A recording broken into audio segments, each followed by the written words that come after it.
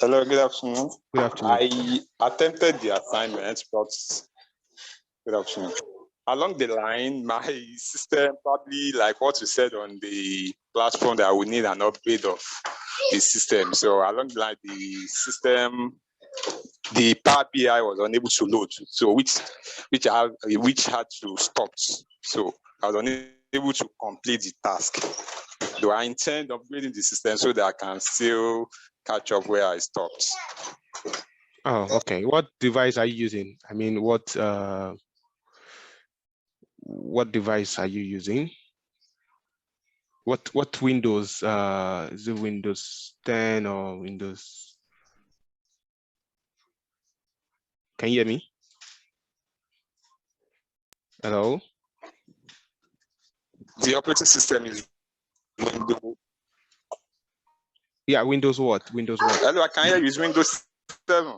Windows 7. Oh, okay, okay. Please, Windows you need 7. to, yeah, you need to upgrade so you can really enjoy the tool. So you didn't try any of the assignment, I guess, right? Exactly, yes. I was unable to. Okay, no problem. Any other person? We have Mr. Charles joining us. Yeah, Mr. Kerry, please go ahead. Okay, hi, Mr. Kerry. I attempted the assignment and I submitted what I was able to do. However, there were some, like there was no country code, so I wasn't able to do that part. Okay. And also, you said you should calculate the profit.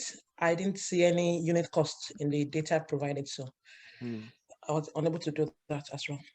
Oh, okay, no problem. Thank you so much for trying. We are going to have a walkthrough of the assignment before we move to today's class. I must apologize because the assignment came a bit late, I admit. I initially did not plan on giving assignment, but I just felt, well, it's really long, 7 days, and you guys not having to work on it at all.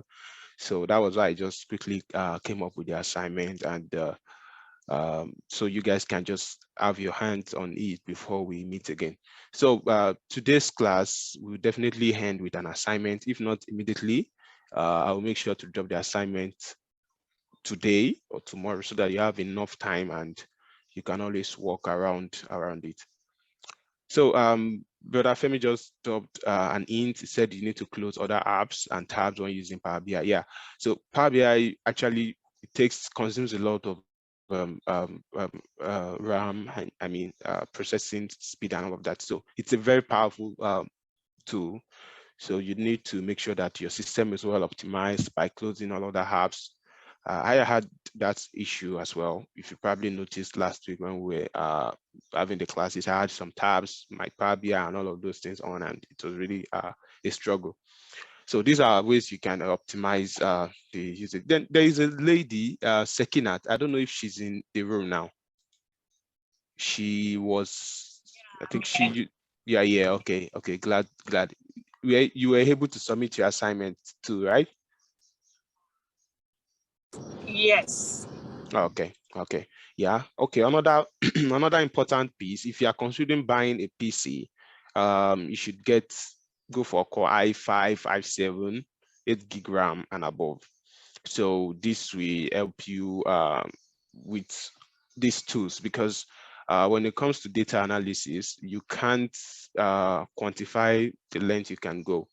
I was working on a data set sometime early this month, around 28 million rows of data.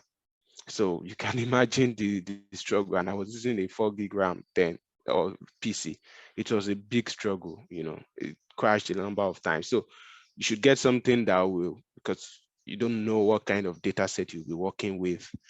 So you need to bear that in mind. So when you're getting a system, you should get something really powerful that can, not a fancy system now, something really rugged that can do the work, take all the Power BI, Tableau, and all of that. Okay, thank you so much. So we'll just go to this class, but I would just want us to have a walkthrough of the assignment. I've not marked it because they were shared just a couple of hours ago. So I'm just going to check it and give the remarks probably towards the next class, or also I'll just put it on the group. But I will just share my screen now, and we are going to have a walkthrough together. Please, if you have your Power BI on right now, please signify by raising up your hand on the chat if your Power BI is on and you are able to follow whatever we are going to do today. So I know those who are following us directly. Okay, I can see Mr. Charles raised his hand. Any other person? I'm sorry, I will be with my laptop in like 3-5 minutes. Okay, 3-5 minutes. Oh, that's fine. Any other person? Any other person? Okay, Mr. Akere as well. So that's good. So because at any point, I might just request that you share your screen and show us how to do something. Yeah, so we'll begin now with the assignment. So Mr. Charles, did you get the assignment and did you do the assignment? Hi, Idris. Hi, everyone. So Hi. I was able to do a couple of the answers, like I did few of them, but I still feel that the data were not completed, like the data sent out wasn't complete. Like I couldn't do the number 8 where we were asked to calculate the profit of each product. I couldn't do that. And also I couldn't do number 6 where we were asked to extract the country code, and yeah, I couldn't also Okay. do that. Okay, you are the third person complaining about missing data. So let me confirm, how many data sets were you sent? I mean, how many data sets do you have with you? I think I was able to download everything that was sent via the Google Drive. Yeah. So how many of them were there? How many? Can you Just confirm? one Like sec, eight or so. 8 data sets. Yeah, I think that's yeah, 8. Yeah, it's 8. okay. Okay, just give me a couple of minutes. Yeah, that's confirmed. It should be 8 data set.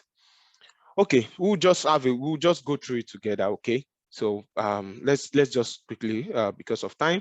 So the very first thing, I said you should load all the data on your drive. Let me put on my video and also share my screen. Okay, screen 2. All right, please confirm you can see my screen now. I can see your screen. All right, thank you so much. Thank you. All right, so the first thing is we should load the data, all of the data into Power BI. And I said for the customer data, we should create a new column for the prefix, first name and last name. And how many of us were able to do that? How many of us were able to do that? I did. I did. You did. Okay, and you got it. There was no problem, no issue at all, right? No. All right, great. The second one, the third one says that we should calculate the age of each customer. Were we able to do that as well? Yeah. Yeah, I did. Okay. Any person with difficulty doing that? All right. So the first one says I had an issue because my Power BI they didn't give me access to create that. I couldn't calculate the age. in what sense? Okay, just one second. Let me open up my Okay. Power BI. So when I went to just hold on. Let's see. I was trying to explain to Femi that I couldn't do it because I had this issue. Instead of my Power BI to show me the age, but the age wasn't there. Okay. Others that did it, you got the age, right?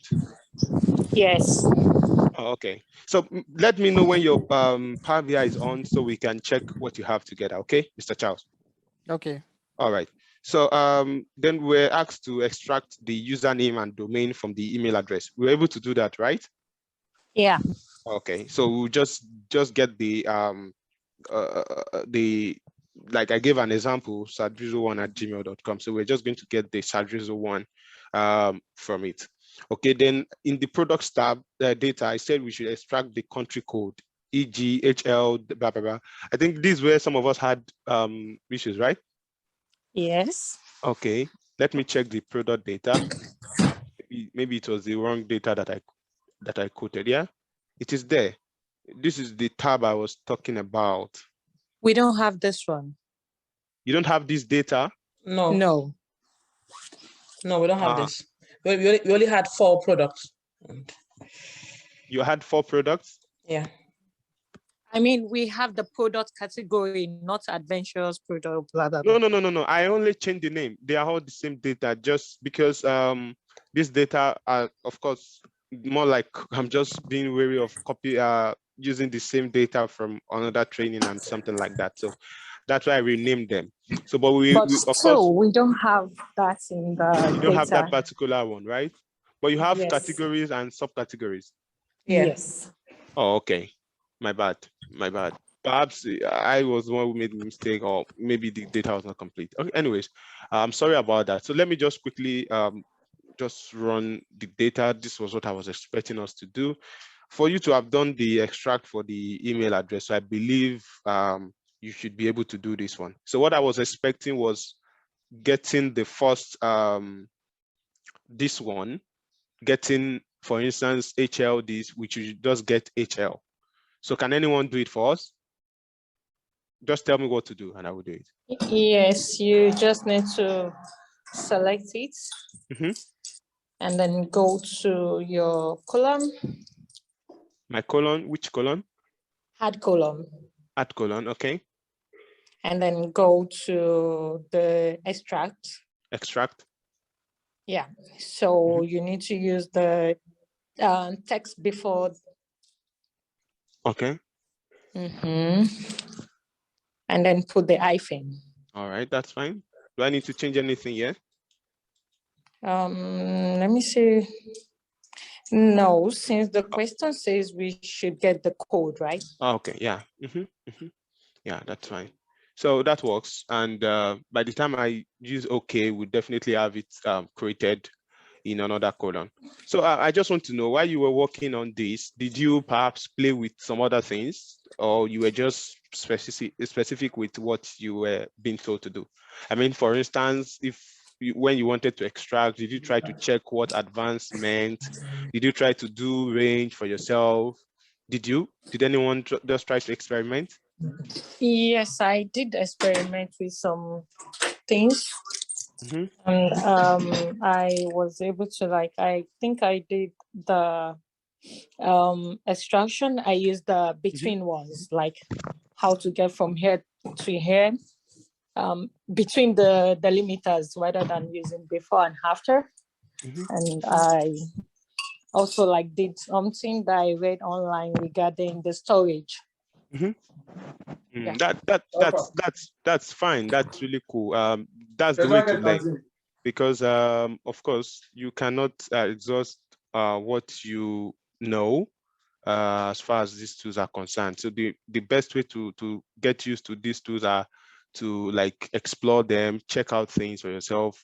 You should know that we cannot touch every of these tools that are here, that even if we touch them, doesn't mean you have to grasp everything immediately. So by practicing, you get to learn more, and that way you can only get better with the whole thing. All right, thank you so much for assisting me in extracting that part of the data. And we're asked how many products do we have. Again, this is related to this data. So since you didn't get this data, I guess you won't be able to. But who can tell me what I need to do? I mean, how many products do we have? How do I know the number of products we have here? Can anyone tell me how we can do that? Hello? Sorry, what was the question again, please? I got distracted. No problem. Number 7, how many products do we have? Oh, okay. So since we don't have, can you share this data for us? Then we can be able to, it's the one I'm sharing. It's the one I'm sharing, this particular one. No, I mean share it on the chat so we can copy the. No. Just tell me what to do. Just tell me, don't worry. Because okay. Fine. You want to know how many products we have, right? Yes, how many products do we have? Yeah. Okay, so let's go to the key number. The product name. So can we check the sum? Sorry, I'm not. Oh, okay. You know what? Let me try to log in on my system because I'm using my phone and the screen is not wide. So I'm not seeing other sides and everything. Ah, okay. Is there any other person that would try? Please, are we using the same link? Because I'm using someone else's laptop. So are we using the previous link that we used last week? No. I shared the link on the group. You can check it. I have to send it to my email then. Okay. Join later, please. No problem. Any other person who can tell us what we need to do? Why are the ladies the only one talking? What about the guys? Hello? Can you hear me? Hello? We can hear you. I can hear you. Okay, let me just go ahead with it. So if we have to calculate the count, that's the number of products that we have here, we can of course use the product key. This should be unique because it should be we shouldn't have duplicates here. So it should belong to each product. This is what we call primary keys. We are still going there anyway. So but in this case, so we just have to count. Just can go to your transform and we go to our standard. Is it standard or statistics? Just statistics count. So even if we have then we have 293. So even if we have duplicate values, for instance, we can of course use the count distinct. And because we don't have, so the distinct and the number of values are still going to be the same. Is that clear? Do we understand? Yeah. Okay, all right. So then number 8, we have to calculate again, this is on this data. Unfortunately, most of the questions came from this data and you didn't have this data set. That's funny. Okay, so we have to calculate each profit, calculate the profit of each product. And I gave a hint that profit, of course, is the selling, the cost price minus the selling price minus the cost price. So here we have the selling price, and here we have the cost price. So what we just need to do is what? Subtract them. So take these away from this. And what are we going to do? Are we going to add colon or transform? You can tell me. Please, I need us to respond. Add colon. Add colon. Okay. So when we add colon, then we go to our standard. Even if we go to transform, I'm sure we won't have, well, we will, but what will happen when we do this with our transform? You can tell me what will happen.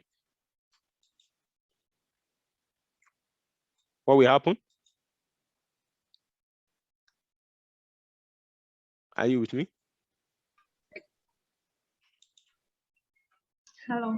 Yeah, I'm back. Who can tell me what will happen?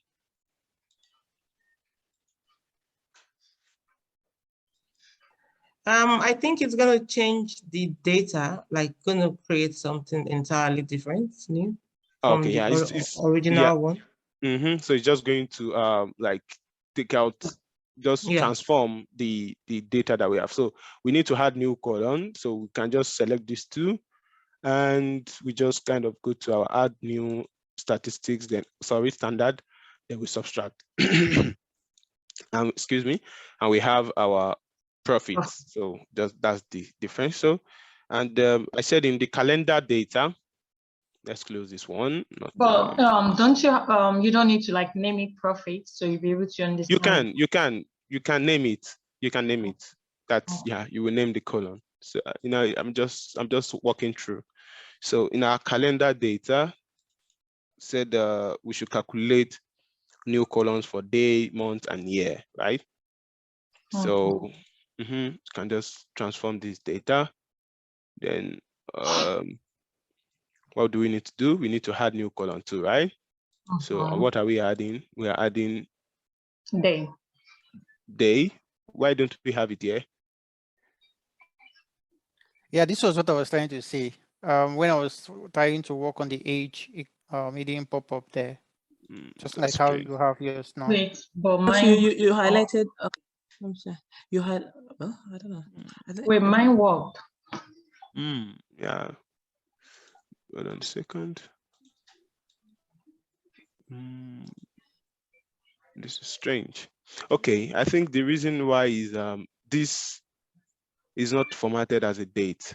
So you can see it depends on the CSV file actually and a number of things, perhaps country code as well and all of these things. You know, that's why I made mention of this earlier on, that whenever you want to start, you make sure you check your settings, you make sure it is compatible with where that data source is coming from. So all these differences are, you know, they will tell in the end. So the first thing here I noticed here is that we don't even have date as our colon. Date is like the first data. So we need to put date back here. I mean, date should be our colon. You understand? So, and how do we do that? Did I mention that last week? Yes. Okay, what do we do? Who can tell me? You need to change the headline. So I select this one and I say use first row as header, right? So it comes to date. Now we can change our date. Like if you click this place, you can change the format of your column. So once you click here, you can either make it a number, whole number as you want. So here it is date. So by the time you change it, you replace it, and we have this. Why are we having this error? Let me take this away. Okay, let me just come to add colon and see if we have them. It's still the same thing. So we can just change it to date, same error. We check what's going on. Date and time. We couldn't pass the input as date value.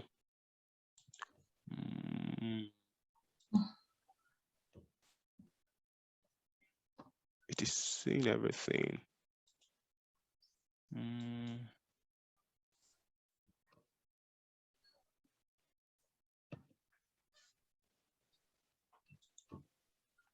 It's hanging.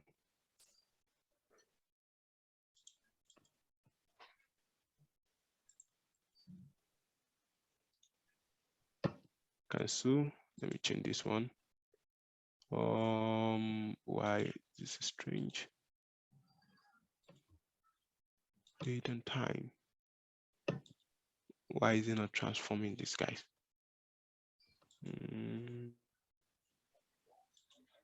Okay. I'm so sorry. I'm here with the small in the laptop.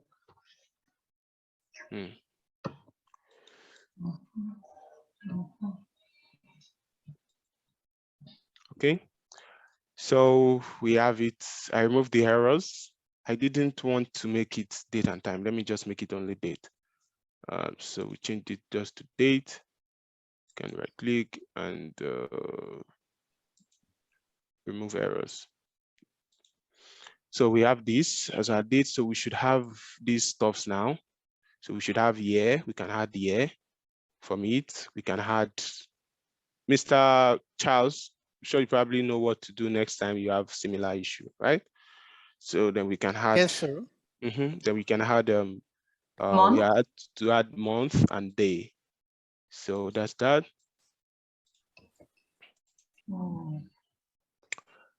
And what's the last one?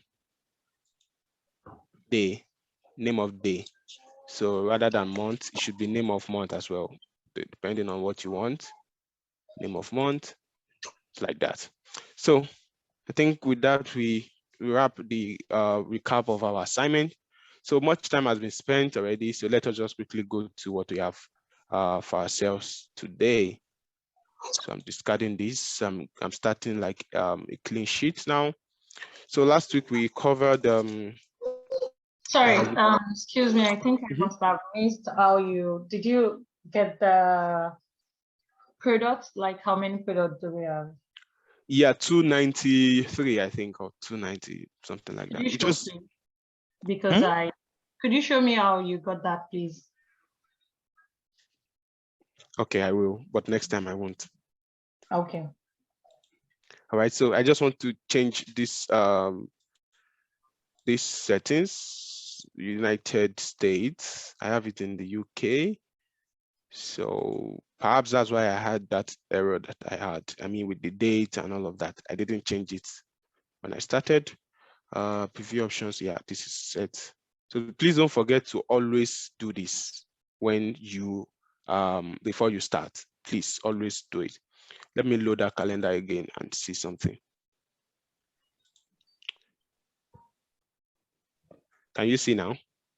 Can you see that because I changed it now, I didn't change before I started loading it, and the date dropped to this place and it changed the format of the data. But now that I changed the regional settings to the United States, where this data is coming from, you can see that everything is intact.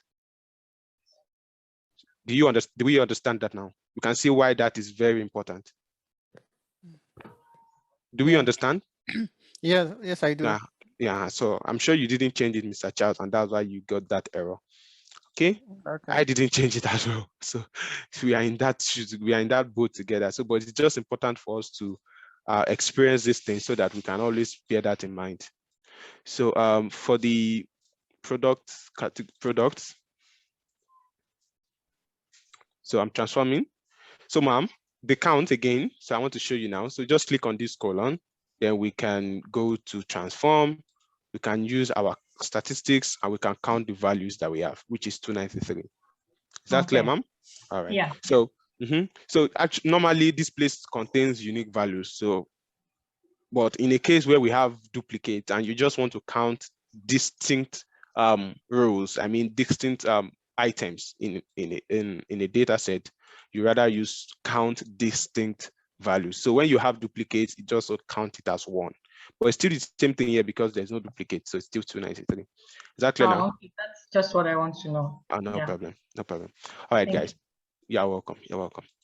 So let's start. So last week we covered we introduced ourselves to Power BI. We checked out the regional settings and all of that, and we checked out the views in Power BI. We also did a kind of comparison, or compare and contrast between Power BI and Excel. And I don't know if I mentioned it last week. If I didn't, I'm mentioning it now. Please, after your Power BI training, if you don't have Excel background, please try to build that as well. It's very important. As far as data analytics is concerned, Excel is like the birth. It helps you get familiar with a lot of things, no matter how far you want to even go, even as far as being a data scientist. And if you don't have the elementary, it's really going to be difficult. You might get it in the end, but it's just like going the difficult way. So please try and get Excel basics if you don't, and even if you do before, try and make a brushing of it and make sure that you are very well into it, and then you will find all these tools very easy to use. I mean, Power BI, Tableau, and all of that. All right, that being said, we also looked at connecting data, the different ways of connecting data. And we talked about the basic transformation for tables. We talked about text specific tools, number specific tools, date specific tools. And today we're starting from index and conditional columns. So index and conditional columns will be starting there today. So who can tell me what they understand by index? When you hear index, what does it mean? What does index mean? Anybody wants to try? Anybody? I'll say like from a particular number to another, like a range or something. Maybe it might mean something in another field, which is what you've just defined. I wouldn't know, but thank you for trying anyways. So, but index, of course, just refers to you can call it an identity. In number form, you can call it identity or something. Just like something you can use to recognize something. Index, the beginning, the origin. When you say origin of something in web design, the index page is usually the starting page. That's the first page. So that's that. So what index does in data, just simply giving it number. It numbers it. Each rows will come with different numbers. That's all. There's no big deal about it. So how do you index? You can index easily here in Power BI. if you go to your add column, because of course, before you can index, you need to add a new column, not transform. You're not transforming anything. And it's just very easy. You can index column. So once you just come here, just click on index column. And by the time you index column, you can see what we have: 0, 1, 2, 3, 4, 5, 6. That's all. Just zero. That's just that count. That's the index.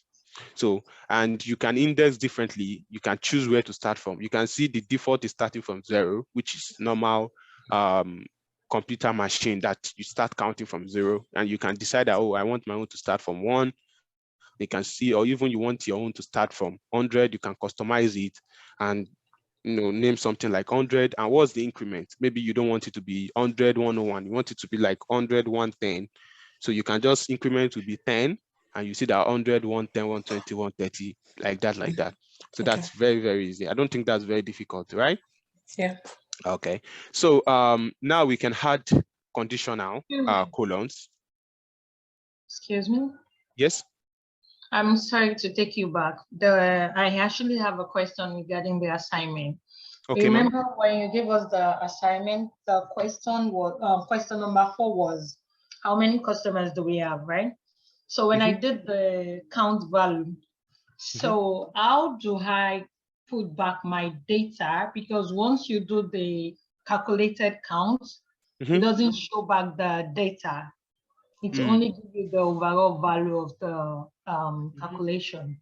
Yeah, once you do something like this, aggregate, and it takes, you have this, right? Just the way you go back, just come here.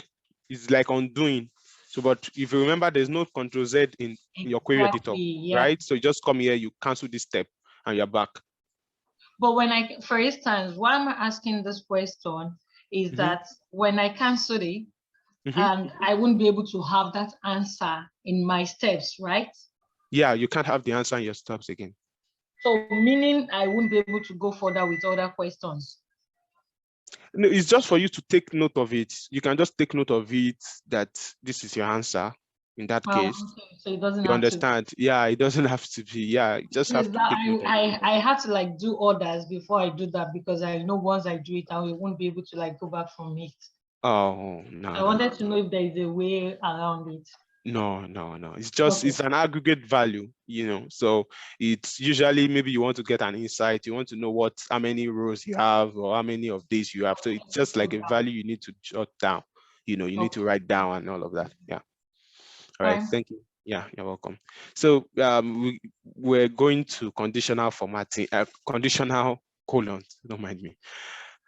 Conditional formatting is something different in visualization. So we are going to get there. It's going to get interesting, trust me. So conditional colons. So how do you add conditional colons? When you say something is a condition, that means there is a clause, right? So I will give you this, food on the condition. Oh, let me use the example. When I gave the assignment, but Femi said it was going to give probably the best attempter of the assignment, gift card, $25 or something like that. So there's a condition for him giving you that money. You can't just wake up today and give you $25 worth of gift card. You have to fulfill a condition. So that's what conditional columns do. So they have to be a clause, a criteria for that column to be, for that column to work. And, once we come to our add column, we are not transforming. If you come to your transform, you can't see anything like add column. You can't see anything like conditional colon and all of that. So you can only find that in your add column. So once I click on conditional colon, you have this dialog that comes. So the first thing that comes is asking you, what is the name of your new column? Of course, we are creating a new column. So let's assume, let me call this one quantity type, or let's call it quantity type. Don't worry, you will understand better once we finish it. So now, what is the condition? This is how we set our condition. If anyone close to programming and all of that, condition usually start with if statement and all of that. But if you don't know, it's no problem. You know now. So you're telling me that if a colon name. So what colon are you looking to get to base your condition? So I'll be basing mine on, let's say, order quantity now. So I want to say something like if, okay, I don't have order quantity yet. So let me just look for, let me look for price. So if the product price, right? If the product price is, you have different operators, they call them operators. So if it's equal to, if it does not equal to, if it's greater than, if it's less than, all these things depend on the condition you want to give it. So, but in this case, let me just say something like, if your product price is greater than, or if your is greater than or equal to, is greater than, now what is the value? Now, if you check our product price, okay, let me just have a scan through. We have very huge amount of, so let's just use anything. So conditional, again, I call this one price type. Don't worry, you get it now. If my product price is greater than, let me say 2,000, then what will be my output? In my output, we will say that, this product is expensive. Otherwise, we can add another condition. We can leave just only one condition as we want it to be. So I can add another one and say, okay, before I add another one, let me just run only one and let's see what happens. So if my product price is greater than 2,000, then that product is expensive. Else is if this condition does not happen now, what will happen? So you can say it's cheap. So let's see what we have. Okay. Now, what does it do? It will now check all these prices now. It will see which one is greater than 2,000. Anyone that is not greater than 2,000 is to say what? Cheap. You can see all of this. Do we have any? Okay, now we have expensive. Why? Because the price is greater than 2,000. Do we understand it? Hello? Yes. Is it clear? Yeah, it's clear. All right, all right. So we can as well add more conditions. Don't forget, you can always edit your steps. In this case, I can edit this one now. Rather than deleting and starting all over again, I can edit it. So let's assume, okay, this thing is too, maybe the range is too small. I can add another clause and say that if my product price is greater than, let's say 1,000 now. So that means if it does not fulfill this condition, but fulfill this condition, then say it is say affordable. So, and we still have others as cheap. So what will happen? Anyone that is greater than 1,000 now, it will say what? Affordable. Those that are less than 1,000, it will say what? They are cheap.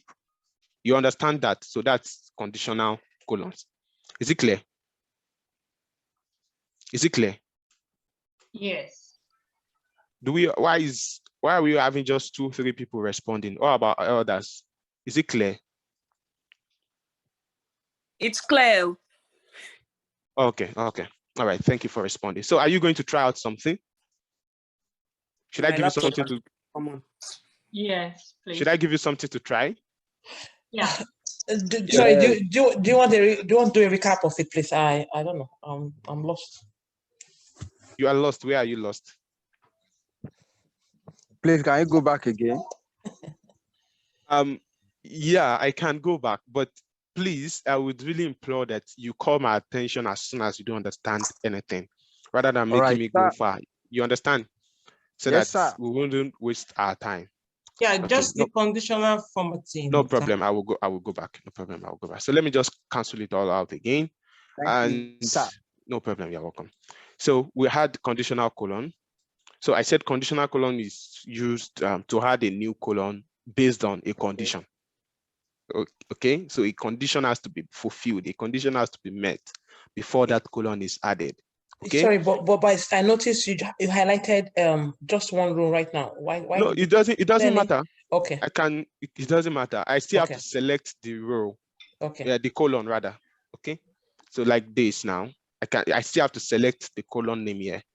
So if I highlight or not, it doesn't matter. Okay. I got it. Yeah. All right. So let's call it I don't want to use the price again. Let me use the other costs guy, not the product price, but it should still be cost type. For instance, you can name it anything. This will be the name of your colon. So I want to say something like, if my product costs, if it is what? Is it greater than, is it equal to, is it less than? You understand? So you want to set a condition for it that, okay, once this condition is met, then in this new column I want to create, this will be the equivalent value, or this will be the equivalent cell. This is what will happen inside of that. So I want to say something like, if this my cost value is greater than or equal to 1005, for instance, then this product is expensive. Can I put something in? Yeah, please say something there. So just to, because I always like to make examples practical. So say for example, you have a party and you have 500 people at the gate. So you tell the bouncer that for you to allow anybody to enter, they have to have an IV. So in creating the statement is allow people to enter if they have an IV. So we're pretty much just giving identity to the column, that this column will contain if the product cost, from the list of the product cost, if this one is greater than this particular amount that you said. So from here now you have the column name as product cost, that is the title. And the operator is that if it is greater than 1.5, so you are now giving it a name, that anything greater than 1.5 is expensive. So that is not something that is predefined. It's you. You are the one to put the name. So don't get confused about using expensive. You can decide to put very expensive. You can decide to put unaffordable, whatever you want to put in that section. So it's basically you just being the god of the data, trying to bring out different elements from the set of data that you have. I don't know if that makes sense. Yeah. So thank you so much for that explanation. Do we get it now? Yeah. Okay. So you can add as many clauses as you want. You can keep adding, you can keep adding, you can keep adding, you can keep adding. So the moment if any column fulfill that condition, then they will be added as that. Do we understand it? Yeah, sorry, I have a question. If you say we can add other what do you call it, other columns here, will we have a different outcome, like a separate column for each? You know, you said expensive or what's, I don't know. So the first one, it says the output will be expensive. So if I add other columns and I get different I get different, like I put different things there, different outputs. On the data itself, would I have different columns to reflect the output, or? Yeah, we saw that earlier. Let me just do that again. I can explain some what I think that you mean. So you can have all these classifications under one column, and you can decide to split them out as separate columns. So you want all the expensive to be in one place, all the cheap to be in one place. It's up to you, whichever way you want to design the output. So the thing is that you are going to do these things having a mindset of what you want to use it to do at the end of the day when you are visualizing it. So if you put it separately and you need to make a visual between the most expensive and the cheap, you will have to link those two columns together. Okay. But if you put them in one place, then you can use maybe a pie chart or some illustration that will show you the flow, or even a bar chart, if that makes sense. You won't have to link them in anymore if they are in the same column. Okay, thank you. Does that make sense? Yeah, it does. Thanks so much for explanation. All right. So can I deliverable? That's why I'm silent. I'm sorry. Let me just finish this. Let me just I just complete this. So if the product cost is greater than 700, then say something like affordable. Otherwise, then if both of them are not fulfilled, then you can just say something like cheap. You know, so if you check it, just to answer your question earlier, you can see the colon, right? So you can see that it's already checking it. What is the product cost? 13. It is not up to 1.5 or 1,000, so it's cheap. This one is 700. This one is more than 700. You can see affordable. That's right. You understand? Yeah, I do. Thank you. So like that, yeah. So these things just experiment. Okay. Once we are done with the class, just come over to conditional colon. You can play with product key. You can play with anything. You know, just give it a condition and see how it works. That's how you get better with it. All right. Thank you. All right, you're welcome. So the next thing now we'll go to grouping and aggregating data. So, you know, when we talk about grouping data, this is also another important aspect of data analytics, because of course sometimes you have a number of data set that, you know, very large, and you want to find a way of bringing them together rather than having very wide range that might affect your CPU performance and even might not really give a comprehensive insight from what you have. You know what you get what I'm saying. So we need to kind of like group our data. So we are going to check that out now. So let me use I'm still going to use this data set, but let me just let me just leave the conditional column. So now we have product key. No, I can't use this one because we have unique product key. So let me load another data. Let me load our sales data now, or customers. Let me load our customer data. Do we have product key here? We don't have product key here. Okay, so let me load our sales then. Let me load one of these sales now. Okay, in our sales, we have product key. Okay, so grouping data. So like I explained, grouping data just allows us to aggregate our data into different levels. For instance, you want to check all the data you have for the month of April. You know, you want them to be grouped as one, or all the data you have for this week or for each week, you know, week 1, week 2. So different way you can aggregate, you can group your data just as the case, just as you want. So it's very simple. All we just have to do is, for instance, this, let's assume I want to group my data. Don't worry, once you see the result, once you see what happens after we do it, you probably understand better. So if you check this product key now, you can see we have a number of them. We have a number, and let me just toggle now. I just want to show you something. If you check this 310 now, you know, we have a number of them. We have a lot of them. This is called filtering. I'm just trying to filter. Now, if I select only 310, I want to see only those rows that contain 310. Are you getting it now? So you can see we have a number of products. This product 310 that was sold, a lot of them, but I want to group them such that all of my products 310, I want it to be in one place. I don't want to be seeing many 310. I just want one kind of aggregate value for my product 310. That is called grouping. So it's like I'm grouping all of the data 310. I want to group them into one. And I will do the same thing for every other type of product. If I leave product 310 now and come to 311, for instance, you can see we have many 311 as well. You understand? So let's see what the grouping will do, and you will see the result for yourself. So I'm returning the data back to what we have. We have all of the data complete.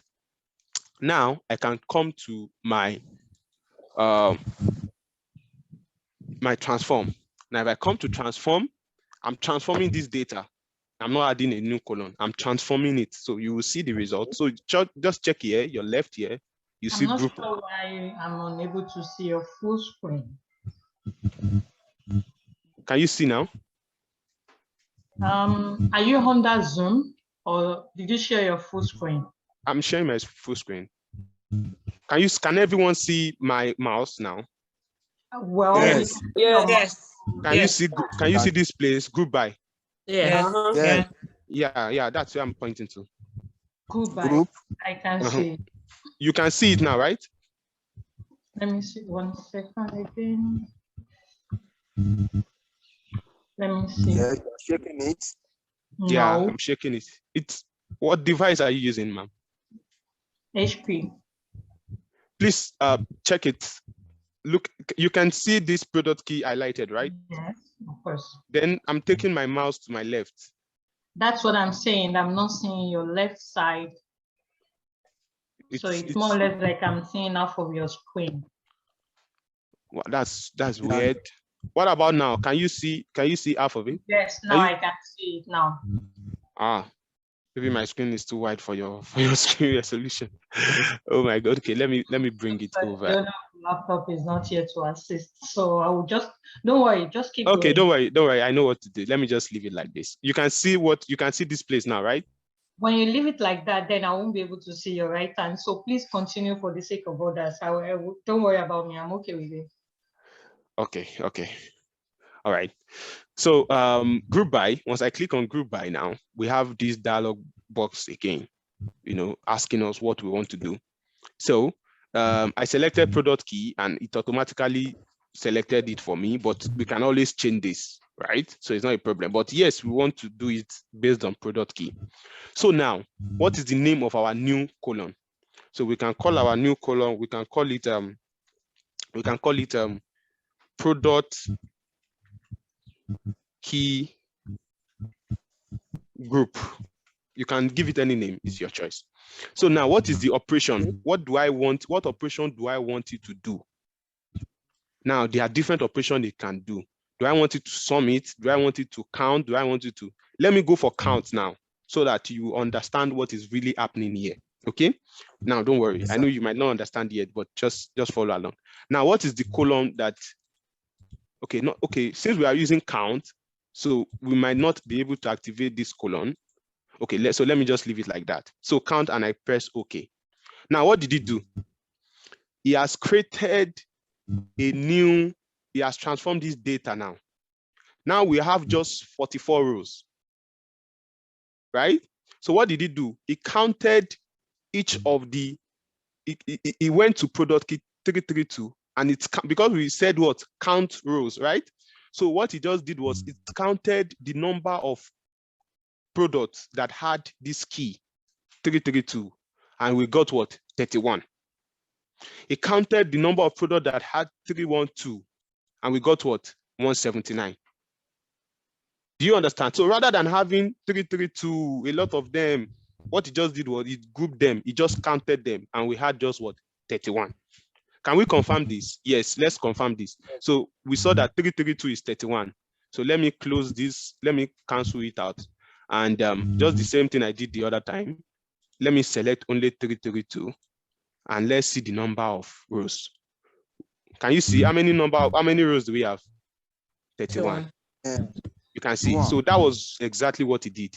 But he counted because what? We signified that what? He should count. Can we also sum? Yes, we can sum.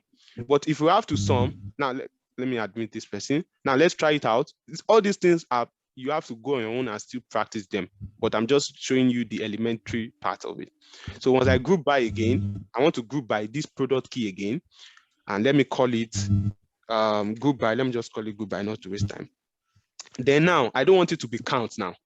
I want it to be like sum. Now, you can see that by the time I select sum, it's asking me that, what do I want to sum? On what column do I want to sum it? You know, when we use count, it was not asking me anything. I could not select this thing here because, of course, you just have to count it, right?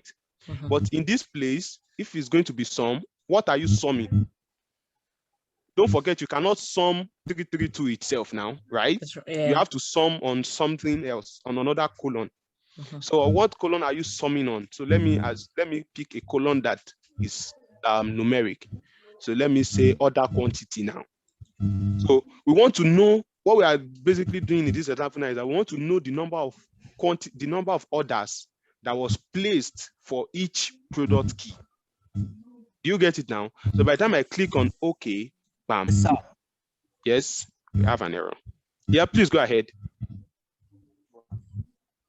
Ask your question. If I need to check this, what's happening here. Ask your question. Someone wanted to ask a question. Anybody? Okay, no one. All right, I'm getting an error here. Do you know why I'm getting an error? Do you know why I'm getting an error? No, because I didn't get error. The product key, okay. I filtered it already. So I've not removed it from the filter. So we are only having that 332. So now I can do my group by again. So I'm grouping by sum, and let me call it group, or let me call it order, total order now, total orders, right? So order quantity, bam. Why are we having this error? We cannot apply operator to, okay, do we have, maybe in the other quantity, do we have, no, I think other quantities is text. Okay, exactly. I need to change this to a number. Right, thank you. So now I can group by, so change this one to total orders. and the operation is sum, and I want to sum based on other quantity, and I say, okay. Now, what's it doing? Why is it doing like this again? What are we having? The row is still filtered. Maybe you should play off. No. Yeah. The row was still filtered. That's why. Sorry, don't mind me, my bad. So not stock date, product key, total orders, and sum, and based on order quantity, and boom. So now you can see each of our product key now is now calculating, it has added all the number of orders that they had. Do you understand it now? Do we get this group by now? So group by is basically, it will aggregate, it will based on whatever method of aggregation you use. It can be sum, it can be count, it will just aggregate it, and instead of having different values, instead of having that value or that particular key different times, it will just calculate the number of times you had it, based on the aggregation, whether it is add, whether it is count, as much as you can. So that is that. So if we check, let me close that again. You can always play with this, trust me. So let me perform another one, and this time is still product key. Let me see if I can do something like average. Well, we cannot do really average because the number for the orders are 1, 1, 1, 1. So they are 1, 1, 1, 1, 1. You can see that's why by the time we finish, it was still the same number as count. But if it was like maybe something like money now, like that one that we had money now, can I quickly open that? No, let me just leave it. You can always play with that. So the second option is advanced. If you click this advanced now, you see that here we have been working on basic. If you come to advanced now, this gives you the possibility of adding more than one columns to group. So now the first one, I want to group by product key. And again, I want to group by maybe the let's say the territory key or the order date, for instance. You understand? That means I want to group this key, this product key, based on each order date again. So I want to know for which of this product key, how many of them were ordered on this particular day, for each date that you have in your data set. And of course, this one is still the same thing. You can just call it ordered or group by. This is column name, whatever name you want to give it. Then you have your operation. So what do you want to do? Do you just want to count the number of orders for each of these days? I think that is fine. You can just say, okay. And what do you have? Now it will just check. You go and check 332 this. Now you will notice that the number of rows we have here, it will be more than 31. Who can tell me why? Maybe they are duplicates, I think. What do you say? Because now we are grouping based on key and date. So this 332 was ordered on this day. We can also have it ordered on another day. Do you understand now? Initially, we just calculated the number of times they appear in the whole data set. We just group by the whole data set. So it was easy for them to just appear once because we are just grouping by only the product key. But now we are grouping by product key and date. So we want to check. That means for each of these days, if you actually ordered 312 on the 1st of January 2015, it will also show me when it was ordered on the 1st of March 2015. It will also show me when it was ordered on the 4th of April 2015. It will also show me when it was ordered on the 6th of, do you understand it like that? So it depends on the grouping. These are called grouping aggregation. Do we get it? Is it clear? Yeah. Any question? Very clear. Any question? Any question? So just in your data set, just play with it. So I've already explained, group by just allows you to group your data by a particular column. So you want to check how many of these things are appearing. So the more you group, the more grouping columns that you had, the larger your grouping becomes, the larger it expands. Okay, it's just like saying we want to know, let me give an instance now. let's say me now, I like rice and beans, right? I like rice and beans. He came on the group now. He likes rice and yam, okay? And Onike likes bread and yam. Now, if you ask me how many people, like rice, you will count myself, you will count Ikem, right? Yeah. So we are 2 like that. But the moment you say how many people like rice and beans, Ikem can no longer be in that group because yes, he likes rice, but he does not like beans. He likes yam. You understand? So I like amala. it is me that like rice and beans. So I am the only one that can belong in that grouping.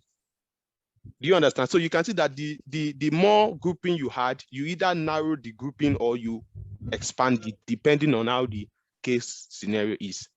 So that's that. So if you have any question, please let me know before I continue. So we've done grouping and aggregating. We've done the advanced as well. I've shown you the advanced in Power BI. So please just play around all of these things. When I was learning it, I wouldn't lie to you, I was probably going over it over and over again. So, but it's just important that you get the concept first thing. And when you are probably watching the video again, you always have access to the video. I believe you can always try to check the examples of what we did, and you can always play with it. There are a number of values here that you can always play with and see how it works. Even you can create a data set for yourself. You can create it on Excel and import it here and see if it is giving you what you want. That helps you understand it better. All right, so I think we need to take like 5 minutes break because we'll be going to another part of it. So we'll just take 5 minute break. So if you have any question, you can just ask me before we resume. So 5 minutes break, please. We'll come back by 5:12 Nigerian time. Please, so how do you wake up your Dell desktop that is in power save mode? This one is not related to PowerBI. My system is just has refused to come out of this power save mode. Me?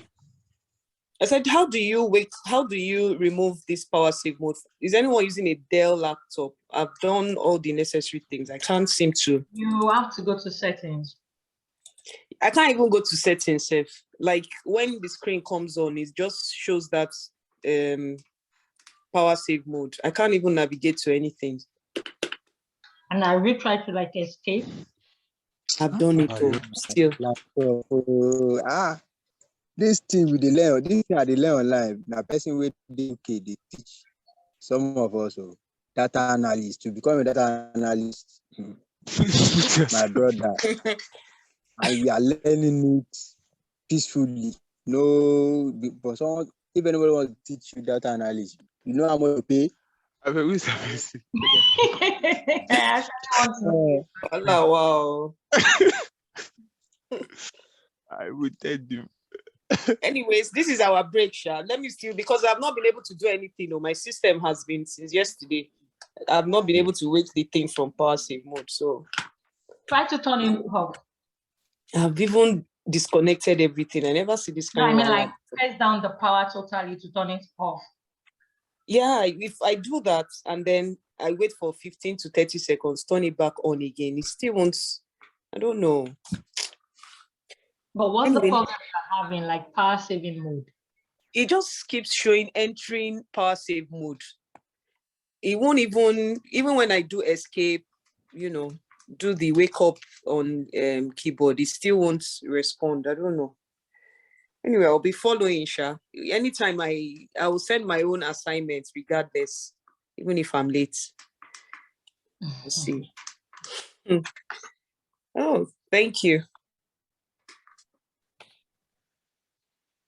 Sorry, while we are waiting, I would like to ask Mr. Idris a few questions regarding the data analysis certification, because I can see right now, we are dealing with data, but I want to know to what extent are we going with this class? I actually don't. I think Mr. Femi will be in the best position to answer that. Question to you, Mr. Femi. Yeah, but I think it's currently busy now, so we can always I don't know the number of classes you are supposed to have and all of that, but I believe in probably 3-4 classes we should cover the basics for Power BI. Okay, by covering the basics for Power BI, are we also trying to go further into SQL? Again, it depends. It depends. I don't know much details. You will be the one to answer. So maybe when no, he's busy. I think he's probably doing something underneath. So maybe if he doesn't join us before the end of the class, then you can always ask on the group, and I'm sure he will provide answer. I think it depends on what you want to. If you're looking at you know, getting certified, or you want to become a full data analyst, you can just keep going from, you know, beginners class to, you can just keep on with it. But if you just want to know the basics, then you can just do the fundamental course and rest. But it depends on you. So maybe if you want, then he can now, I think he mentioned something like that at some point. So it depends on what you want. If after this course, you just want to take the fundamental exam, then that's it. If you want to advance, then it's also up to you. Okay. Nice. Yeah. Thanks. You're welcome.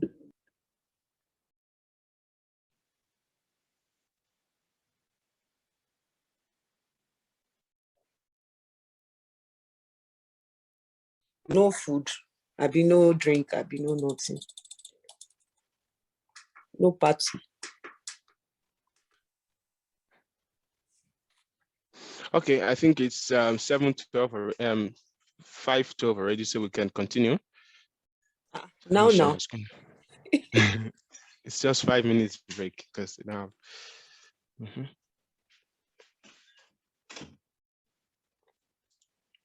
No. Stop share. Can you see my screen now again? Yeah, it's on. Okay. Yeah. All right. You are still seeing Power BI, right? Let's continue. Yeah. Okay. All right. So now we want to continue with pivoting, and you see Zoom now, right? Yes. Zoom, right? Hello? Zoom how? No, Yes. we are seeing your Power Are you on Power BI your Zoom now? Your Zoom is Oh, okay. I thought it's on. Okay, so we'll be looking at pivoting, as you can call it. So it's a very simple, yeah, I can say it's simple, but yeah, it's simple to understand, I believe, but it might just have some listen, but don't worry, we'll make sure to understand it together before we leave here. So what pivoting does is basically, or pivot, I don't know if that's the correct pronunciation. So what it basically does is it kind of like change the location or the orientation of your data, of your table, okay? So of your table. By the way, you know, we have been dealing with tables, right? We call them tables here. Just so you know, we are still going there for that when we talk about the types of table and all of that. So it kind of change the orientation of your table. So what pivot does basically in layman language is it takes your vertical axis here, it takes you to the horizontal. That's all. Layman language. I mean, to understand this simply, it takes this place, it takes it to the horizontal. And when you talk of pivoting, it does the vice versa. That's it takes from this place, it takes it back to the area. So that's like the simple definition that you can find for pivoting. It might get complicated with some definitions you find on the internet. So I prepared something simple where we can easily see what is going on. So I will just load this data and we have this. So let us see how pivoting looks like. So it's very simple. Just by the definition, pivoting takes the vertical colon, it takes you to the horizontal, and pivoting takes the horizontal back to the vertical. So it's similar to what we already know. For some of you that use Excel or that have probably worked in this area, when you change orientation like that, it is called something. Who can tell me? Transpose. Transpose, yeah, that's correct, transpose. So, but there's difference between transpose and pivoting, so which I'm going to show you, you are going to see for yourself. So, but let's start with the pivoting. So you can see we can only have it under the transform. You can't have it under adding column because you're not adding any column. You're basically transforming your table. And that's why you can have it under transform. So if I click on this place and I click on pivot colon, what did it do? It's going to ask me, this dialog box is going to come now. It's asking me, it said, what do I want to base my, now what is saying, it says use the names in the column to create a new column. So you can see that this is the product key category. So all these things, 1, 2, 3, 4, 5, 1, 2, 3, 4, 4, they will now become what? They will become the column. You understand? So meaning you are transferring them from here to here. Okay. So it's now saying that what will now be the values? Of course, if we have more than one colon here, you have to pick a value that will serve as the reference. But here we just have one colon. I mean, one other colon. So it's not really difficult. So you just can pick only that one. We will check the advanced maybe now or later. We will check. So if I click on OK, what did it do? It just transfers 1, 2, 3, 4. But why are we having 1, 1, 1, 1? 1, 1, 1, 1, 2. Who can tell me why? Let me, you know what? So that this thing doesn't confuse us. Let me change this data. Let me quickly edit it on Excel. Just give me a couple of minutes. I want to, instead of that 1 tan that we have there, let me just change it to 1 instead of having 1, so we can see. No, fill it up, flash fill. Say something like 2, 3, 4, and 1. That's it. Okay. All right. So let me close it. Let me load it again. Discard. Discard. So you're going to see what's going, because we have 1, 1, 2, 3 for the index, and we're having 1, 2, 3 as the data again, so you don't get confused. Okay, so I think this is better this way, right? So, and we can, it changed again because I edited on my laptop, which is not in the US configuration. So what do I need to do? Use this as first order, right? So we have this, correct. So now let me apply that pivot again. So once I click on pivot, it's asking me, does the same question we had, and I click on OK. Now we have 1, 2, 3, 4, which is the name of the what? Of the product category that we had here, right? But we're having 2, 1, 1, 1. What happened? The reason is because this pivoting is, by default, it automatically counts. So if you check your data set, we have 1 appearing how many times? 2 times. Do you remember? If I close it now, I open it again. We had 1 appearing 2 times. You understand? And we had 2 1s, 3 1s. So by now you pivot it, and automatically it does count. But if you don't want it to count, you want to still retain this category name, all you just need to do is click on pivot, go to your advanced options, and this is the aggregate. By default, it is counting. So we don't want it to count. We don't want it to do anything, just don't aggregate. And what happens? It automatically returns the value to us. But we are getting an error here. We are getting an error here. And this is what will take me to transpose.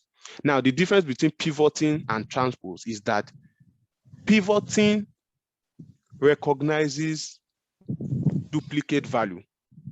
So what pivoting works with basically is unique value. Transpose doesn't. So because of course you cannot have, imagine having 2 colons. This one is called 4, and this one is also called 4. Is there an identity? No. Colons should be distinctive names. You understand? And don't forget, pivoting is only turning what you have here into colons. So the moment it sees that you are having duplicate values, it pops up an error, and that's why we have an error here.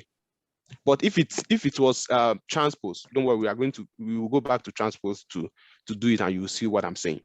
So do we understand now? Yeah. So let me edit. Let me quickly edit in the background here.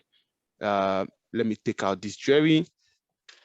One Jerry. Just give me a moment. Let me just save as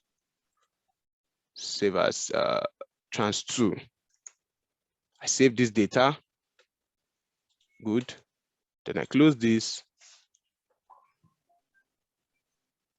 Then I get this data, text, trans2,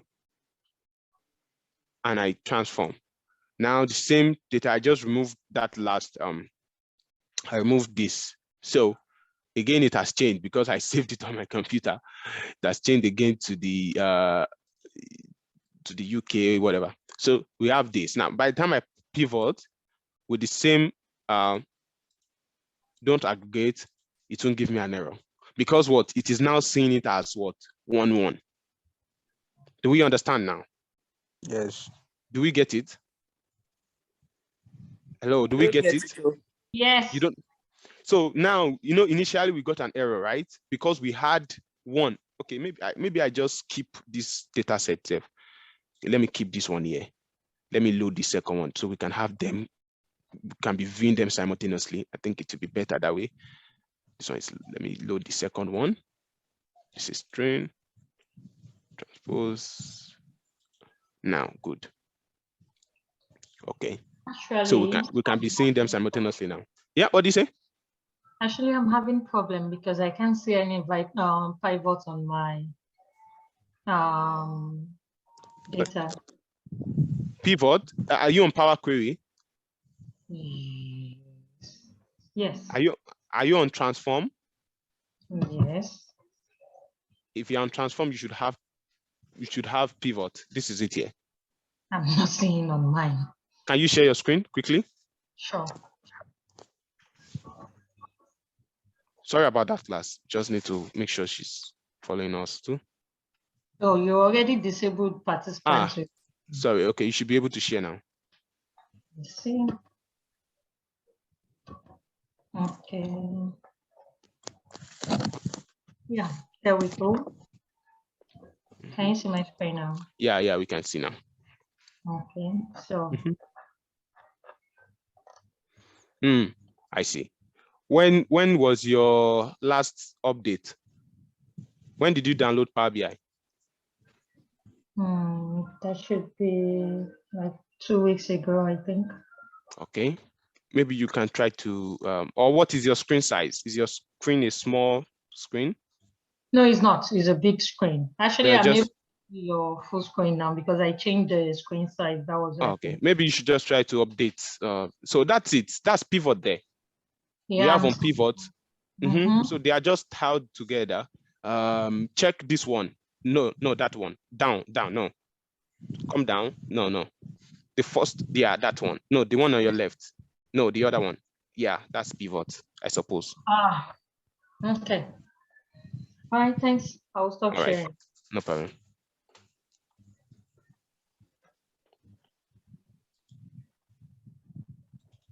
Okay, sorry for the break in transmission, guys. So I hope we are still following, right? Yeah. Okay. Yes, So I was trying to explain that this is we have double columns here, right? We have duplicate values, so to say. So the moment we pivot this column, it's going to give us an error because I said that pivot does not recognize recognizes duplicate. So you can have 2 columns that bear 1, and that's why it's giving us error here. But if you do it in a situation where we have data like this, we should transpose and not pivot. Well, it depends on why you want to transpose in the first place. Usually, it depends on most times when you have to pivot is when maybe because like I said, this data come from different sources, right? As you know, it comes from this. So if the formatting, sometimes what they are supposed to use as the colon is being used as the row, right? Maybe for instance, they put the year, or you feel this orientation is not just right, that this one needs to go the other way around. In that case, you now decide to pivot, right? So, but when you have duplicates, and you force it and you try to transpose, it still doesn't make sense because you can't be having 2 colons with the same name. Even if transpose will allow it to work. Okay, let me show you what I mean. Now look at this one. Now we have duplicate here, right? Let me take it out. Now let's use transpose instead of pivot. So if I use transpose now, you can see that. Let me make this okay, yeah. So once I use transpose now, what do I have? Let me remove this one. Use that as well. What do I have? I have 1, 2, 3, 4, 1. You can see that itself. You can see that even transpose could not take it as 1, 1. That's why you had to append _1. Do you understand? Distinct, yeah. Yeah, because you couldn't have the same value as column. So that's it. Do you get that now? Yeah, understood. All right. So that's yeah, welcome. So that's pivot. So, and I said we have pivot and we also have on pivot. So let's assume I apply pivot to this now, and we have don't aggregate, and I have this. Oh my God, I'm still working with this one, not this one. This is the one I want to work with. This one that, yeah, pivot, category name, don't aggregate. Okay. So now I want to take it back. Let's say we want to do the reverse. So all you just need to do is identify these columns and click on pivot, and it takes it back.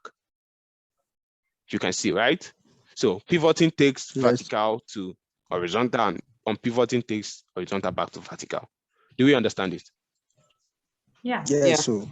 All right. I think that's quite really one of the best explanations you can find for it. I mean, pivot. It's usually very, very complicated because you have sometimes just have to. Your eyes cannot really comprehend the cells moving and changing and all of that. But once you understand that pivoting, just taking the vertical to the horizontal, and on pivoting, taking the horizontal back to vertical, and that pivoting cannot have duplicate values. You cannot pivot a colon that has duplicate values. In that case, you can use the word transpose, right? But it still will have to distinct the values probably by appending one, or depending on the system which you are using. All right. Okay. So that being said, let's quickly go to margin queries. Quickly, it's getting really interesting. Trust me. These are just tools that you will find handy when you are probably working on your data set and trying to clean or preparing your data for analysis and visualization. Okay, so we want to go to margin. So when you talk about margin queries, margin is, can you hear me? Yes. So right okay, now, margin. We are working on is Excel, right? No, we are working on PowerBI. We are working on PowerQuery. Oh no, I mean like the data that we extracted to PowerBI is mostly. We got the data source from Excel. Okay. Or CSV. It was a CSV file. Yeah. Okay. So now we want to look at margin. Margin is MERGING. So margin basically means joining, right? So you want to join two data sets together. It's not a recommended operation because we are going to talk about it when we get to types of data table that we have. But just to show you, maybe there might be some situation where you need it.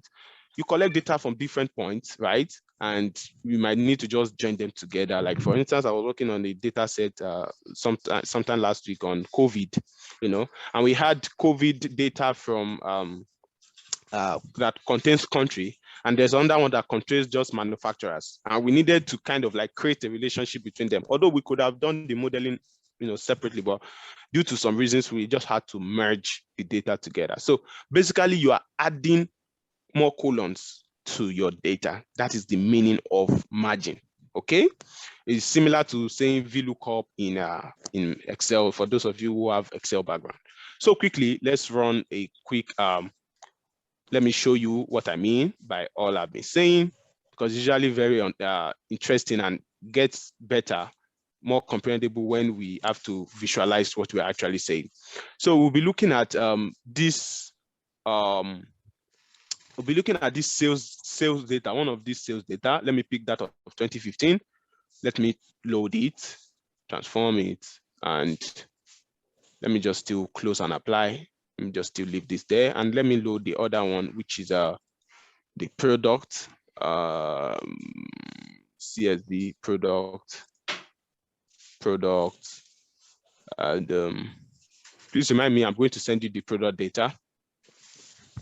Okay, now, so we have our sales. Let me modify the name here. Let me call it sales, so that we don't mix it up together. Sales 2015.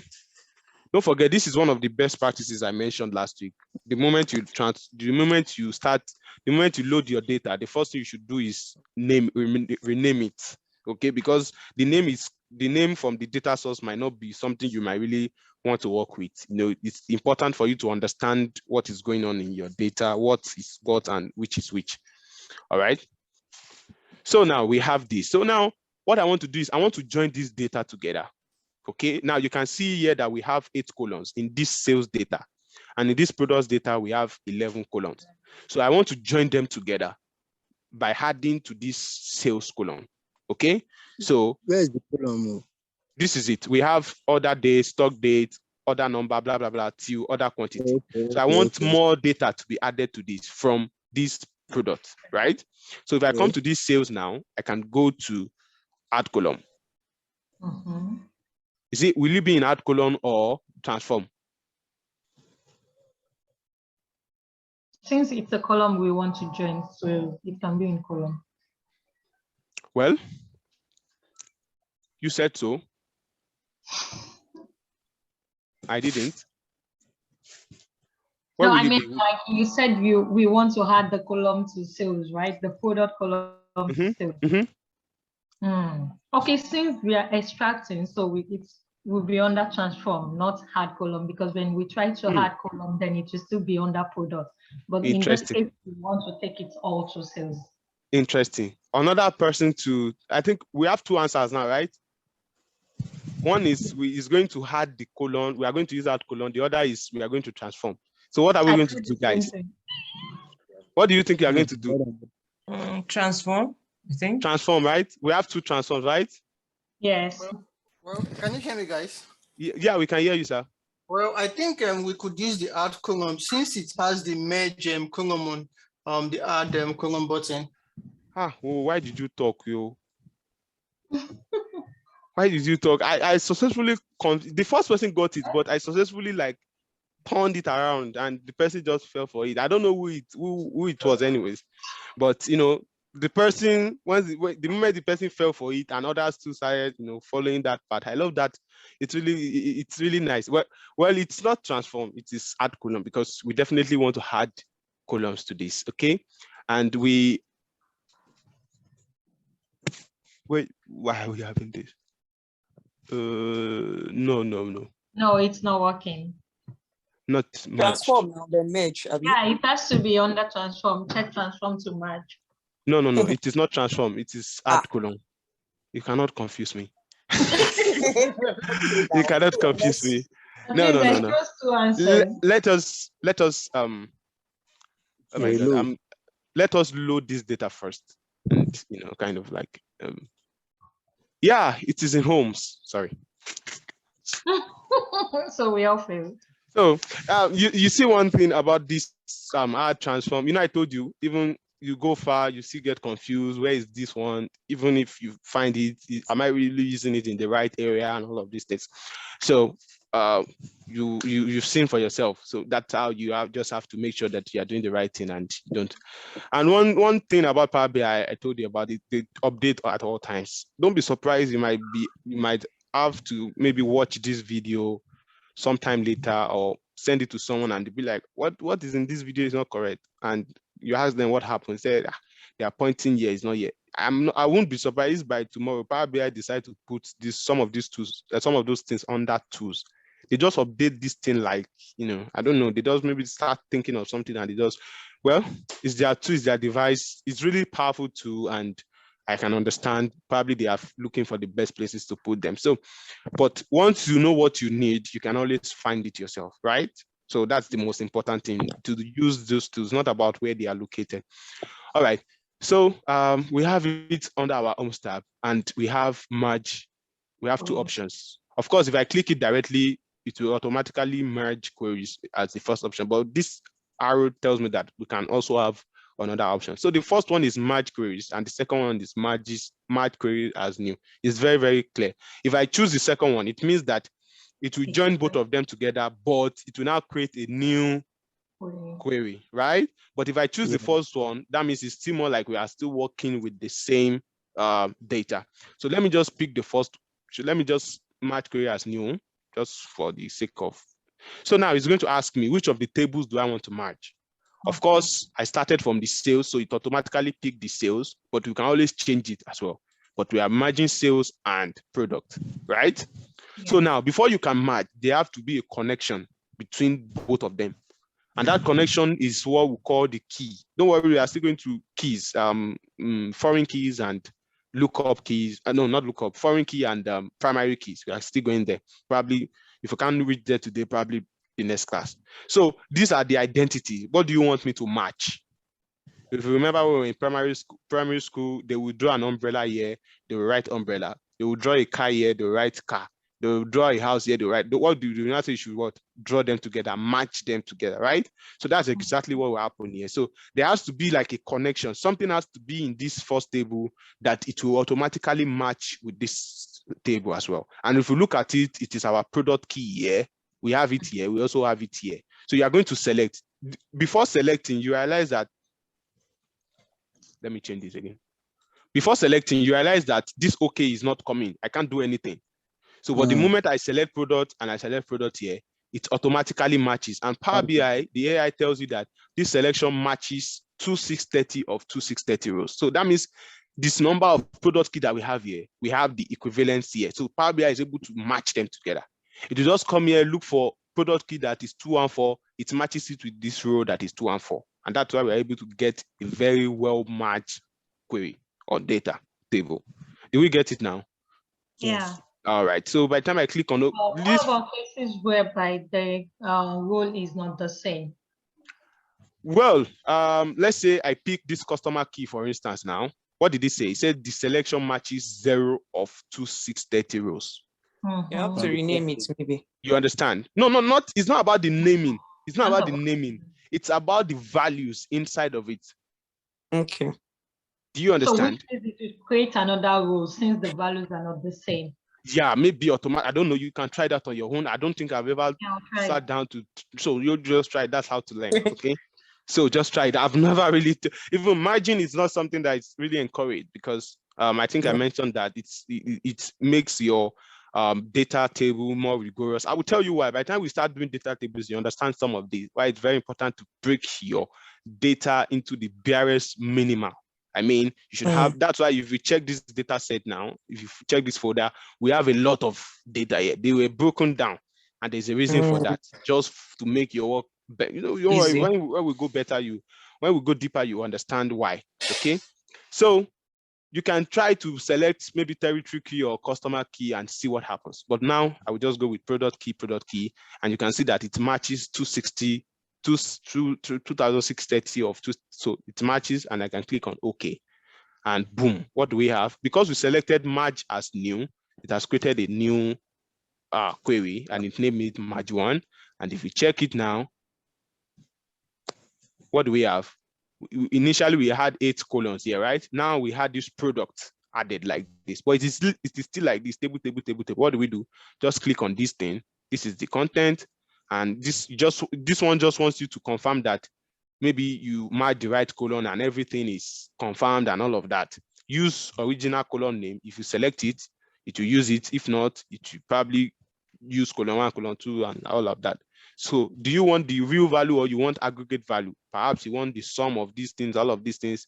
By now you should know what aggregate means. It means maybe you want to summarize it as maybe sum or count or as the case may be. So you can go and experiment with that and see what the result will be. But for now, I will just go with expand and use original column. And by the time I click on OK, you can see that it automatically adds all these columns. And now we have how many columns? 19. 8 plus what? Plus 11. 19 columns. Do we get it now? So you can see how long your data table is. This is not really efficient enough. By the time we are doing data table, you understand why. Okay, so that's merging. Any question?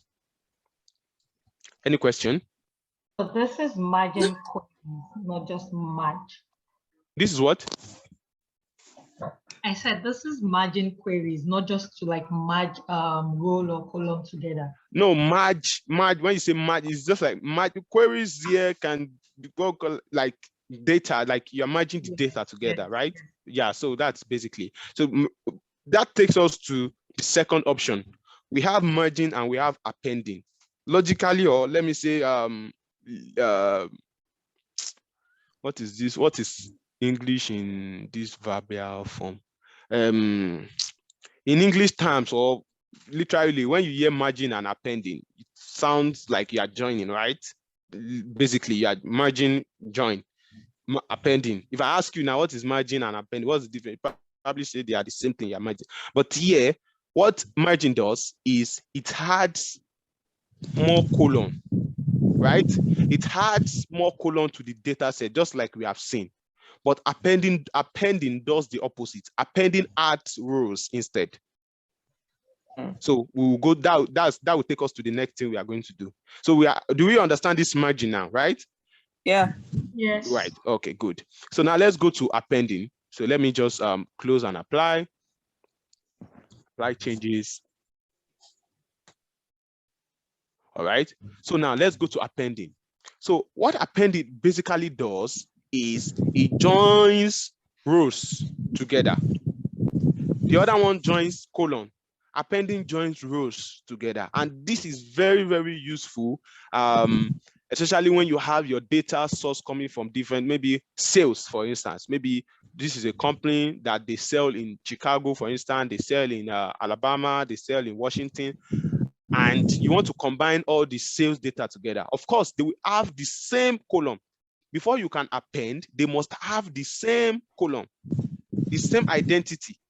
If you check that of merging, when we wanted to merge, did they have the same number of columns? No. No. Right? Do you get it now? So, but for appending, they must have the same number of columns because it is you are joining, you are adding to the bottom. Let me try to drag my Excel here. Let me open Excel so that I can use my Excel, like I can try to do some kind of drawing or sketching. You can see Excel, right? Yes. Okay, now this is what I'm saying. Now, if let's assume this is my, this one cannot be empty. Let me just write one. Let me drag it like this. Flash fill series. So let me write something like this. No. I just want to show you something. Don't worry. It's not a big deal. Don't worry. So now let's assume this is my table now, right? This is my table, right? So now what margin does is it comes here, it adds new data, right? So this is what you are merging. But what appending does, it adds it here. You understand? So it adds more rows here like this. So for you to append, the number of rows must be equal. You cannot come now and add a data set like this and say you're appending. It's not corresponding with, we have how many here? We have just 8 columns here. Do you get it now? Yes, sir. Do we all get it? Huh. This one, there is only one person. Yes. Sorry. I thought I was talking, I was mute. Is there anyone that doesn't understand it? Okay, I take that as no. All right, thank you so much. So let's see, and we are going to see the result. So let me take in sales again. I'm taking just sales 2015. But we have 2015 already. Yeah, I know. Okay, we had 20. I thought we met. Oh, okay, we did not. No, we created a new query. Okay, let me just close it. Not now. Discard. So let me add 2016.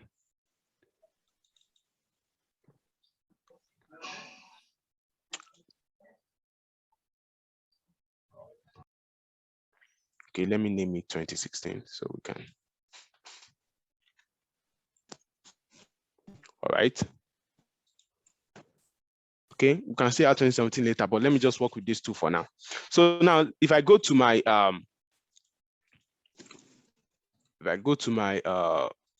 I'm sure you know that you can always go to your query editor from here, even if you close it and apply.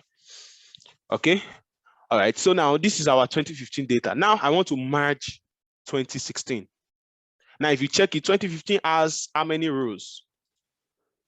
How many rows does it have? Where's the information? It's not bringing it to you.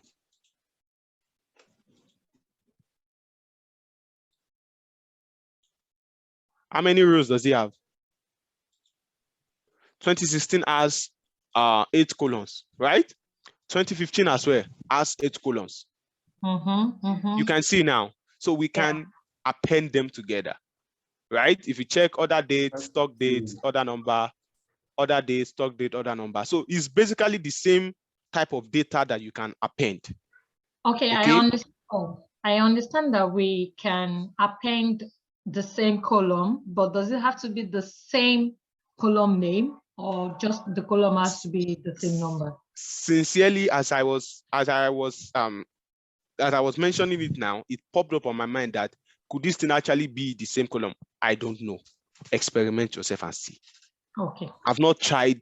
Usually, it should be the same, but I've not tried if it's different. So you can just play with the data, go to Excel, try to shift this column to this place. Even you can do it now, you can shift this one to the other side and see the result for yourself. This is the best way to learn. No, I can do it, right? I think if we shift it, it can still give us the same result. But I mean, like, what if we rename? You are saying if I change this one now from stock date now to let's say date, and this one is still stock date, right? Yes. Well, I believe it should still be, because it is not really going. I don't think it is going by the name per se. I think it is just adding. So far, the number of rows are the same. Okay, that's what I believe, and like I said, you can check it out yourself and see. Okay. All right. So, but let's just quickly go to what we wanted to do. So this is our sales 2015. Now we want to append this 2016 data. So what we just need to do is come here again. Instead of merge now, we go to append query, and the same thing, either you're appending as new or you're appending whatever you want to do. So let me just append as new. Now it pops up this. It's asking us how many tables do we want to append? Is it 2 or 3? If we added that 2017 data now, it would have been 3. But in this case, it's just 2. So let me just come here and pick 2016, 2017, and I click on OK. And now you can see now that my data has been joined to 1. You can see, right? So if I come to my date now and my filter, you see that I have 2015, and I also have just see by you. Okay, this is the append. What do they append on? Is it supposed to be the other date or the stock date? No, it should be the other date though. Why are we not having 2016 here? Have you tried to check the sales? Oh, okay. List may be incomplete. Load more. Sorry. So now, that's PowerBI just prompting me. Now we have 2016. You can see now, right? Yeah. So if you had, let me close and apply. If you had the third one, which is 2017, you can transform, you can append it to, can append all of them together. Now instead of 2, it can be 3. I just want to show you. Append 3, you just select it. This is the first one, 2017. This is the next one, add 2015. This is the 2016, add. You can reorder them. If you click on this, and it's not going down. If I click on this, why is it not going down? Okay, because this one is the primary one. This was the primary one I selected from the beginning. So I cannot change the position of this one. But as I started from 2015 now, I can move it up and down. You can just rearrange so that you know which order you want them to come, and you click on OK, and it will append. Okay, so that's how you basically append. That's all. Any question? Do we understand it? Yeah, yes, but how many columns do we how many rows do we have now? How many what? Just a minute. How many? Let me see. How many columns do you have now after appending? It's still 8. So if I click on appending now, it's still 8. Okay. The column number is not changing. Okay. All right. So, but the best way, it's actually a good way to append. You can always do that. But the best way to append files is using what we call the folder option of importing data. The reason is, excuse me, let me just close all of this, and we have like a clean state. Now, when you have, for instance, the example I created, that you are working for a company and a lot of sales data are coming in, let's say every month or every year. Now, do you need to, as a data analyst, it's not about just analyzing data. You need to also think fast. I mean, be as efficient as possible. Okay, even though you have all the time to work and all of that, you should still be efficient. So rather than coming out, you get 2014 data, you added it, you open your data, your query, you added it to the database, you come 2015, you add it, or even maybe every month. There's a way you can do it that it will be very easy for your data, and that's by importing a folder. So I will just show you what that is now, so you understand better. I know when I explain like that, it's not very easy to grab out some of these things until you see it physically. So let me just quickly delete this. So I don't want us to have any year data, so you can understand what is going on. But so far, so good. Any question, please? Any question? No. Are you going to send us this sales that are using to give us examples so we can try? I think you have them already. I think only product that has not been added, according to, I think all of the data was sent the last time. Oh, okay. But I can always resend it, no problem. Yeah, please. Thank you. Yeah. So what is that option? The option of uploading from folder, right? So let me show you how it works. Let me come to my folder now. I already created a sales folder, but let me take out this 2017 now. Let me cut it and paste it somewhere here. So we have just 2015 and 2016 inside. So let's assume it is 2016 December, and we're wanted to build this model. And now I want to upload my data via folder. Okay, I'm not going by CSV now, I'm going by folder. So once I click on this folder, it's going to ask me where is the folder path. So that I click on browse, I go to where it is in my device, download, AdventureWorks, and I click this AWS sales. So once I click it, I load it, and it comes up and it tells me, okay, in this data set, in this folder, we have 2 data sets, as you can see. We have the 2015 and we have the 2016. And I click on transform. Of course, I don't even need to transform. Okay, I can just check.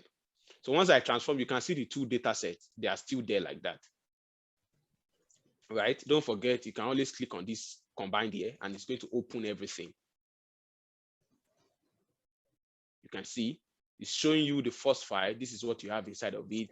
You can just to confirm if everything is the way you want it to be. So, but we believe it is. So we just click on OK. Now, what it has done, it has automatically appended them, right? Because if you check now, you will see that we have 2016 and we have 2015 as well. You can see we did not append manually. It automatically did it because we are uploading from what? From a folder, and both of them are in a folder. Okay. You get it now? Yeah. So, but although it created a source name, which you can always delete, so I can delete this source name. Just why we don't need to have. So we have just the way we should have it when we appended. So now I click on close and apply, and boom, we have it. So now let's assume that, okay, it's now January or December 2017, and we have been given the 2017 data.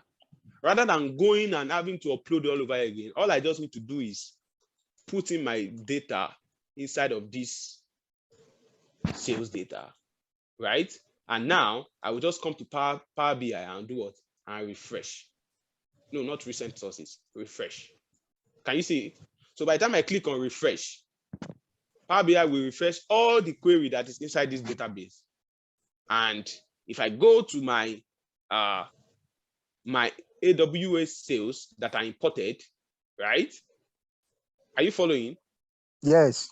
If I go here now and I open and I query this data now, and I check this date, you will see that, and I load more, you will see that I now have 2017. Do you get it now? So that's a very efficient way of using the folder option for Power BI in optimizing the efficiency of your data, especially when you talk of running data, like something that you always add. You get? So rather than coming appending manually, that folder option is a very interesting and fantastic option, because for most times when you are analyzing data, you always expect more data to come. Okay, so all you just need to do is refresh, and assuming we had like visualization now, for instance, don't worry, but maybe by the time we get to dashboard and all of that, assuming we had all of those things designed already, the moment we click on that refresh, it will affect every of the visualization we have. It will affect everything, and you will now start seeing the data for 2017 as well. Do we get it now? So that's the magic for that folder option rather than append. So we can see. So any question? Do we get the what happened there now? So it automatically appended all of the data together. So that's that. So I think time is fast spent. We should end by 6. But let me just quickly, so that we can move to we can move to model next class. So let me just quickly rush through. Please grant me 5 minutes, please. I beg you, please. Let me just quickly walk through this. All right. So let's just quickly check data sources. So if you come to our home, here you can always have this option, recent sources. We can always check our, where is it? They moved this thing again. There used to be data sources here. Let me check this view. Recent sources. Okay, I think it used to be data sources, but I think it is now recent sources. So probably they mean the same thing. No, not really. They don't really mean the same thing. View. No. PowerBI.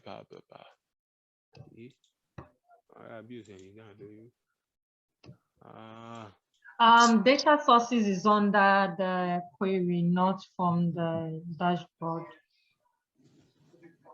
It's from the query editor. Sorry, my bad. Thank you so much. You have been following. So data sources settings. So this is where you can see where your data source is. So in case you change the location of your file, let's say for instance now, that folder that I moved now, let me just quickly show you. If I move this folder away from this folder now and I put it inside my downloads directly, it said the file is open. Did I open anything here? Don't save. Try again. I think it is recognizing that it is being used inside of Power BI. Yeah. Let me just name it. Let me see if I save it, whether it will.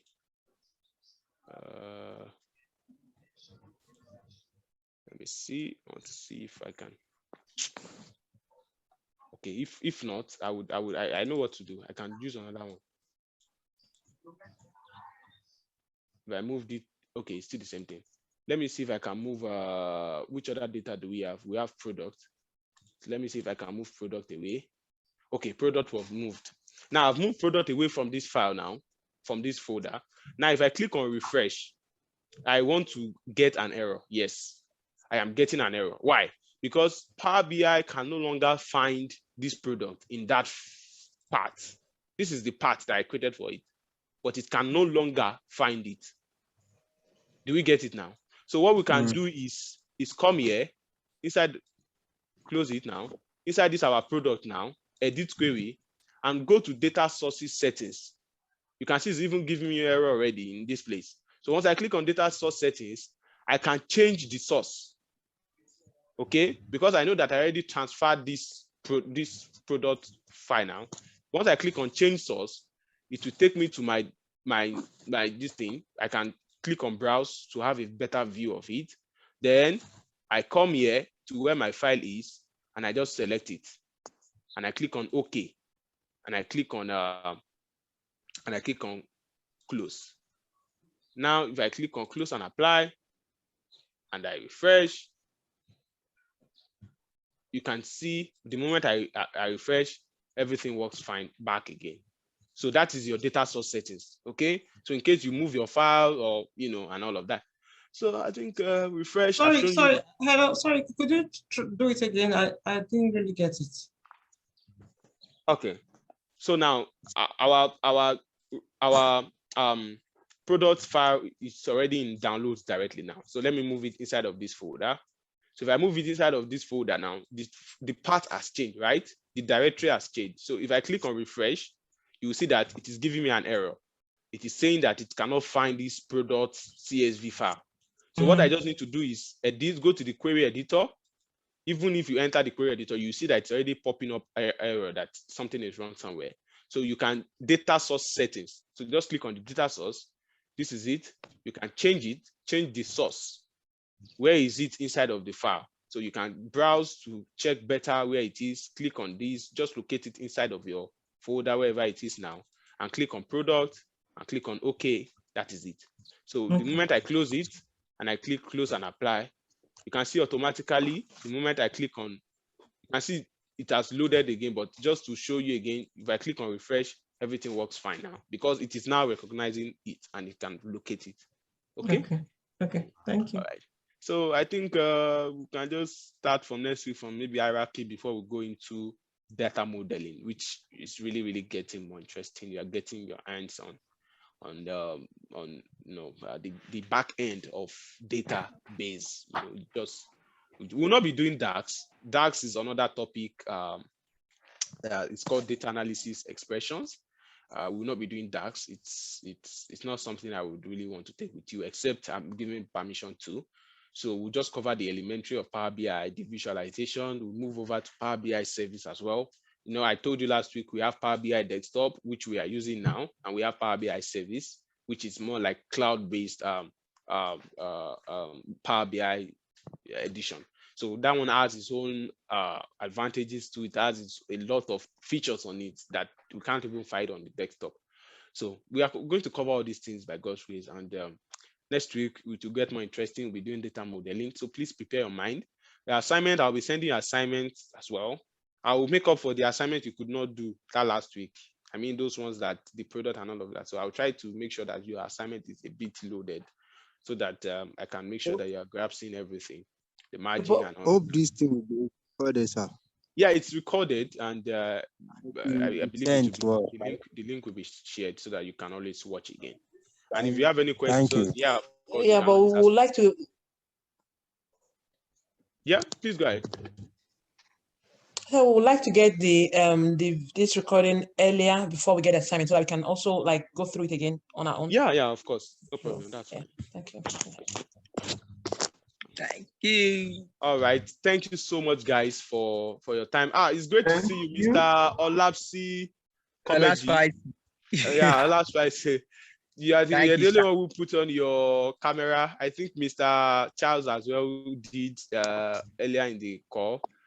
And yeah, it's nice seeing. I'm sure I put on mine earlier before my roommate went out. Maybe next week. Sure, sir. Officer. All right. Thank you so much, guys. If you have any question, please holler me. Just send a message on the group, and God will help us. Thank you so much for your time. I appreciate it. See you guys next week. Thank you. Bye-bye. Thank you, Mr. Idris. Thank you so much. Yeah. Thank you. Really appreciate it. Yeah, you're welcome, sir. All right. Bye. Bye-bye.